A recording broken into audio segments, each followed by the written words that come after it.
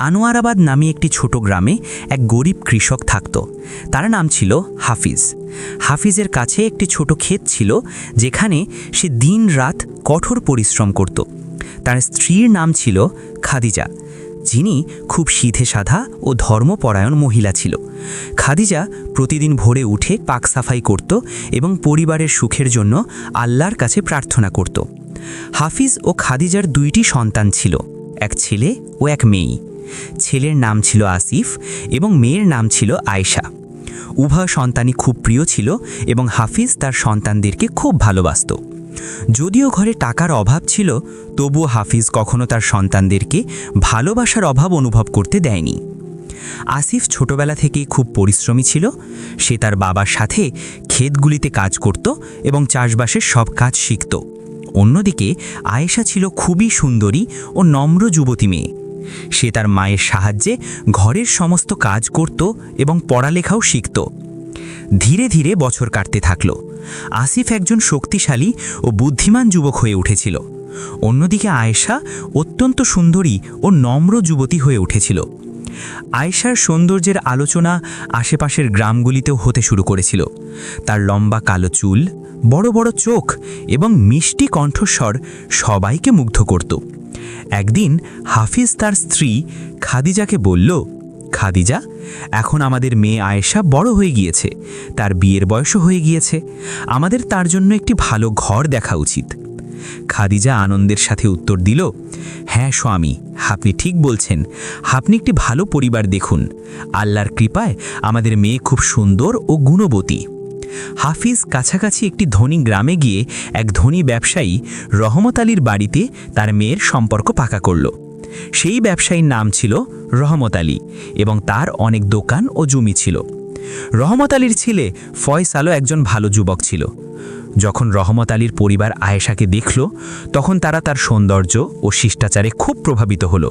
তারা তৎক্ষণাৎ এই সম্পর্কে সম্মতি জানালো। হাফিজ তার সমস্ত জমানো টাকা খরচ করে, এমনকি কিছু ঋণ নিয়েও খুব ধুমধামের সাথে তার মেয়ের বিয়ে দিল।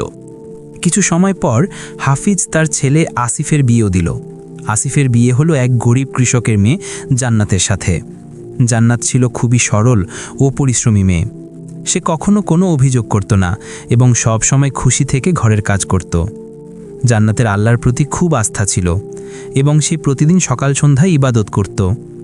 আসিফ ও জান্নাতের জীবন ছিল খুবই সাদামাটা, কিন্তু তারা দুজনেই খুব খুশি ছিল। তারা তাদের ছোট্ট বাড়িতে মিলেমিশে থাকত এবং একে অপরের খুব খেয়াল রাখত। দুর্ভাগ্যবশত কিছু বছর পর হাফিজ খুব অসুস্থ হয়ে পড়ল। সেই সময় গ্রামগুলিতে ভালো ডাক্তার থাকতো না এবং ঔষধও খুব দামি ছিল। হাফিজের অসুস্থতা ধীরে ধীরে বাড়তে থাকল এবং একদিন তার মৃত্যু হলো। হাফিজের মৃত্যুর পর খাদিজা খুব দুঃখ পেল। সে তার স্বামীকে ছাড়া বাঁচতে পারল না এবং কয়েক মাস পর তারও মৃত্যু হলো। এইভাবে আসিফ ও আয়েশার বাবা মা দুজনেই এই জগৎ ছেড়ে চলে গেল। এখন আসিফ একা হয়ে গিয়েছিল। তার পাশে কেবল তার স্ত্রী জান্নাতের সঙ্গ ছিল। তারা দুজন মিলে সেই ছোট ক্ষেত্রিতেই কাজ করত এবং কোনো মতে তাদের জীবন চালাত। অন্যদিকে আয়েশা এখন একটি ধনী পরিবারের অংশ হয়ে উঠেছিল। তার কাছে এখন সুন্দর পোশাক, সোনার গহনা এবং দাসদাসী ছিল। ধীরে ধীরে আয়েশার মনে অহংকার আসতে শুরু করল। সে ভুলে গেল যে সে একজন গরিব কৃষকের মেয়ে। আয়েশা এখন ধনী মহিলাদের সাথে বসত এবং তাদের মতোই কথা বলতে শুরু করেছিল। যখনই কেউ তার গরিব ভাইয়ের কথা উল্লেখ করত, সে লজ্জিত হয়ে যেত। সে ভাবত, আমার ভাই এত গরিব, যদি সে এখানে আসে তবে আমার সম্মান নষ্ট হয়ে যাবে। লোকে কি বলবে যে আমার ভাই এত গরিব? এইভাবে আয়েশা ধীরে ধীরে তার ভাইকে দূরে সরে গেল। সে না তো তার সাথে দেখা করতে যেত আর না তো তাকে নিজের বাড়িতে রাখত। আসিফও বুঝে গিয়েছিল যে তার বোন এখন বদলে গিয়েছে এবং সে তাকে নিয়ে লজ্জা পায়। একদিন আয়েশার শ্বশুরবাড়িতে বিয়ে হওয়ার কথা ছিল। এটি খুব বড় অনুষ্ঠান ছিল এবং দূর দূর থেকে আত্মীয় স্বজন আসার কথা ছিল। কিন্তু আয়েশা তার ভাই আসিফকে এই বিয়ের নিমন্ত্রণ পাঠালো না। যখন আসিফ জানতে পারল যে তার বোনের শ্বশুরবাড়িতে বিয়ে আছে, তখন তার মন ভেঙে গেল। কিন্তু সে একজন ভালো ভাই ছিল। সে ভাবল যে বোন নিমন্ত্রণ না পাঠালেও তার আনন্দের মুহূর্তে তার যাওয়া উচিত। আসিফ তার স্ত্রী জান্নাতকে বলল, জান্নাত, আয়েশার শ্বশুরবাড়িতে বিয়ে আছে, আমাদের সেখানে যাওয়া উচিত। জান্নাত জিজ্ঞেস করল, কিন্তু দিদি তো কোনো খবর পাঠায়নি। আসিফ মিথ্যা বলল, হ্যাঁ খবর এসেছে, আমাদের যাওয়া উচিত। বিয়েতে যাওয়ার জন্য আসিফের কাছে টাকা ছিল না। সে কিছু লোকের কাছ থেকে ধার নিয়ে তার বোনের জন্য একটি সুন্দর শাড়ি কিনল। সে কনের জন্য একটি শাড়ি কিনল এবং কিছু মিষ্টিও নিল। আসিফ তার সবচেয়ে ভালো পোশাকটি পরল, কিন্তু সেগুলোও খুব পুরনো এবং সেলাই করা ছিল। তার কাছে এর চেয়ে ভালো পোশাক ছিল না। তবুও সে খুশি মনে তার বোনের শ্বশুরবাড়ির উদ্দেশ্যে বেরিয়ে পড়ল। রাস্তা লম্বা ছিল এবং আসিফ হেঁটেই যাচ্ছিল, কারণ তার কাছে ঘোড়া কেনার টাকা ছিল না। সারাদিন হাঁটার পর সে সন্ধ্যায় আয়েশার শ্বশুরবাড়িতে পৌঁছল। যখন আসিফ আয়েশার শ্বশুরবাড়িতে পৌঁছল, তখন সেখানে খুব হৈহুল্লোড় চলছিল। বিয়ের প্রস্তুতি চলছিল এবং অনেক অতিথি এসেছিল। আয়েশার শ্বশুরবাড়ি, যার নাম ছিল রহিমা, বাইরে কিছু কাজ করছিলেন। যখন রহিমা আসিফকে দেখল, তখন সে চিনতে পারল যে এ আয়েশার ভাই। তিনি আনন্দের সাথে আয়েশার কাছে দৌড়ে গেলেন এবং বললেন, আয়েশা দেখো, তোমার ভাই এসেছে। আয়েশা তৎক্ষণাৎ জিজ্ঞেস করল, মাজি, সে কি ধরনের পোশাক পরে এসেছে? রহিমা উত্তর দিল, সে খুবই সাধারণ ও পুরনো পোশাক পরে এসেছে। এটা শুনে আয়েশার মুখ কালো হয়ে গেল। সে লজ্জায় জলজল হয়ে গেল। সে তৎক্ষণাৎ তার ঘরের দরজা বন্ধ করে দিল এবং বাইরে বের হলো না। বেচারা আসিফ বাইরে দাঁড়িয়ে তার বোনের জন্য অপেক্ষা করতে থাকল। সে ভাবল, হয়তো বোন ব্যস্ত আছে, তাই দেরি হচ্ছে। সে ৩-৪ ঘন্টা সেখানেই দাঁড়িয়ে থাকল।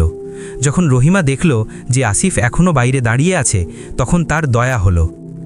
তিনি আবার আয়েশার কাছে গেলেন এবং বললেন, আয়েশা, তোমার ভাই এখনও বাইরে দাঁড়িয়ে আছে, তুমি গিয়ে তার সাথে দেখা করো।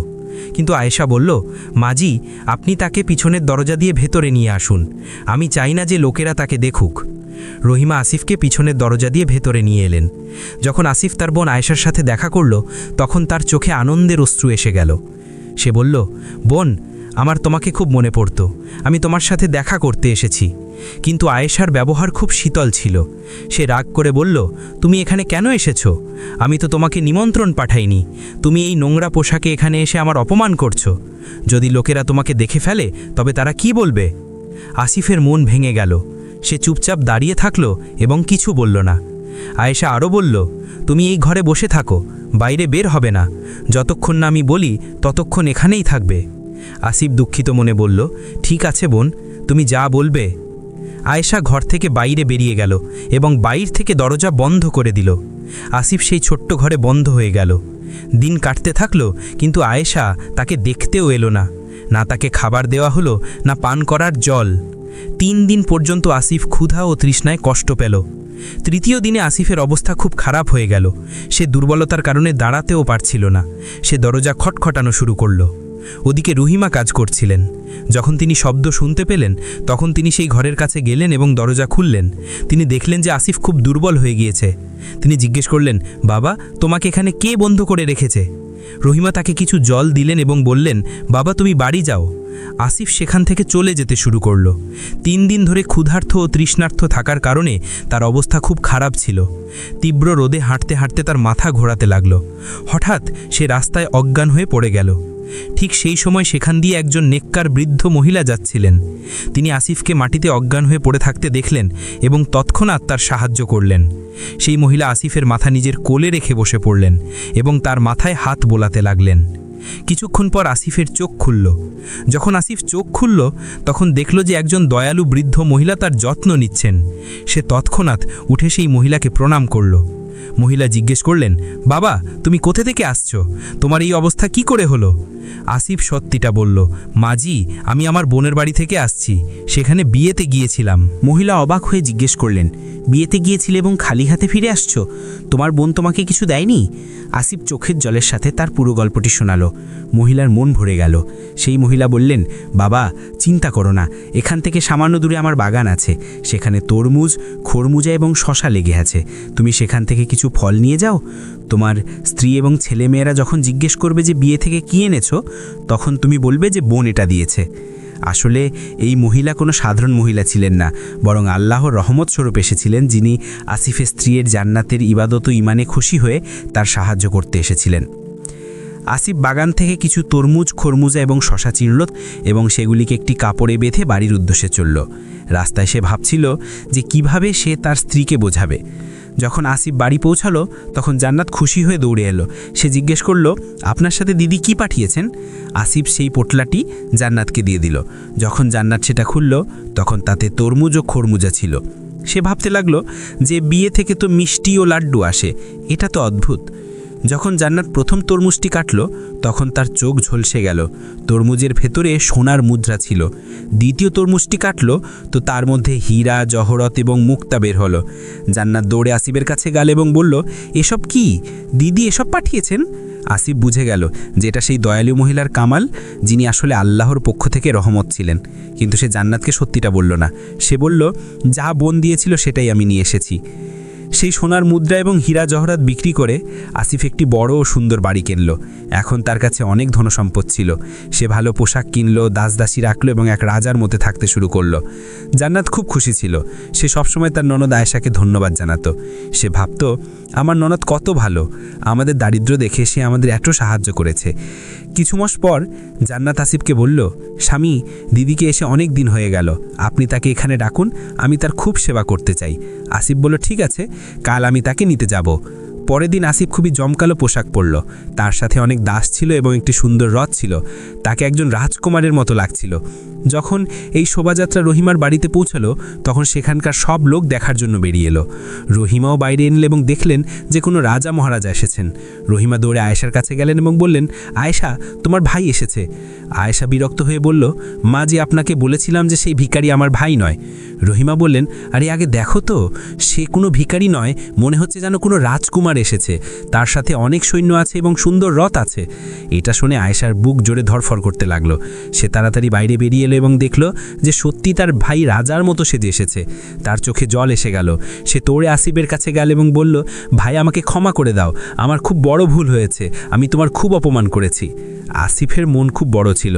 সে তার বোনকে উঠালো এবং বলল, কোনো ব্যাপার না বোন, যা হয়েছে তা হয়েছে, এখন তুমি আমাদের সাথে চলো, ভাবি তোমাকে ডেকেছেন। আয়েশা খুশি মনে তৈরি হলো এবং তার ভাইয়ের সাথে তার বাড়িতে চলে গেল। যখন আয়েশা আসিফের প্রাসাদ দেখল তখন সে দাঁড়িয়ে পড়ল। এত বড় আর সুন্দর বাড়ি, চারিদিকে দাসদাসী, তার চোখ ঝলসে গেল। জান্নাত আয়েশাকে খুব স্বাগত জানালো। সে বলল, দিদি, আপনাকে অনেক অনেক ধন্যবাদ, আপনার দয়ায় আজ আমাদের কাছেই সব কিছু আছে। জান্নাত আয়েশার খুব সেবা করল, তাকে ভালো খাবার দিল, আরাম করার জন্য সুন্দর ঘর দিল এবং তার প্রতিটি প্রয়োজনের খেয়াল রাখল। আয়েশার মনে হচ্ছিল যে সে কোনো রানীর মতো সেবা পাচ্ছে। কয়েকদিন পর যখন আয়েশা নিজের বাড়ি ফিরে যাওয়ার প্রস্তুতি নিচ্ছিল তখন জান্নাত তার জন্য অনেক হীরা জহরত, সুন্দর শাড়ি এবং সোনার গহনা তৈরি করল। এইসব দেখে আয়েশার চোখে জল এসে গেল। সে কাঁদতে লাগল। জান্নাত জিজ্ঞেস করল, দিদি, আপনি কাঁদছেন কেন? এসব তো আপনারই। আয়েশা বলল, ভাবি, আপনার কোনো ভুল বোঝাবুঝি হয়েছে, আপনি কি বলতে চাইছেন? জান্নাত বলল, দিদি, আপনিই তো বিয়েতে সোনার তরমুজ এবং হীরা জহরত পাঠিয়েছিলেন। আপনার কৃপায় আজ আমাদের কাছেই সব কিছু আছে। এটা শুনে আয়েশার মুখ সাদা হয়ে গেল। সে বলল, ভাবি, খুব বড় ভুল হয়েছে, আমি তো কিছু দেইনি। জান্নাত হতবাক হয়ে গেল। সে আসিফকে ডাকল এবং জিজ্ঞেস করল, আপনি তো বলেছিলেন যে এসব দিদি দিয়েছেন। আসিফ গভীর শ্বাস নিল এবং সত্যিটা বলল, না জান্নাত, এসব আমাদের বোন দেয়নি। রাস্তায় আমার সাথে একজন দয়ালু মহিলার দেখা হয়েছিল, যিনি আসলে আল্লাহর রহমত স্বরূপ ছিলেন। তার কৃপায় এই সব কিছু হয়েছে। তারপর আসিফ পুরো সত্যিটা জানালো যে কিভাবে আয়েশা তাকে 3 দিন পর্যন্ত ঘরে বন্দি করে রেখেছিল, কিভাবে তাকে খাবার ও জল দেওয়া হয়নি এবং কিভাবে সে ক্ষুধা ও তৃষ্ণায় অজ্ঞান হয়ে গিয়েছিল। এই সব শুনে আয়েশা মাটিতে লুটিয়ে পড়ল। সে খুব কাঁদতে লাগল এবং নিজের কর্মের জন্য অনুতাপ করতে লাগল। জান্নাত আয়েশাকে ওঠালো এবং বোঝালো, দিদি, আপনি কাঁদবেন না, এটাও আল্লাহর রহমত। যদি আপনি ভাইকে বাড়ি থেকে বের না করতেন তবে আল্লাহর রহমত তার সাথে দেখা হতো না। তাই এই সব কিছু আপনার কারণেই সম্ভব হয়েছে। জান্নাতের এই কথাগুলিতে আয়েশা কিছুটা শান্তি পেল, কিন্তু সে নিজের ভুলের জন্য খুব লজ্জিত ছিল। আসিফ তার বোনকে অনেক ধনসম্পদ, হীরা জহরত এবং সুন্দর পোশাক দিয়ে বিদায় দিল।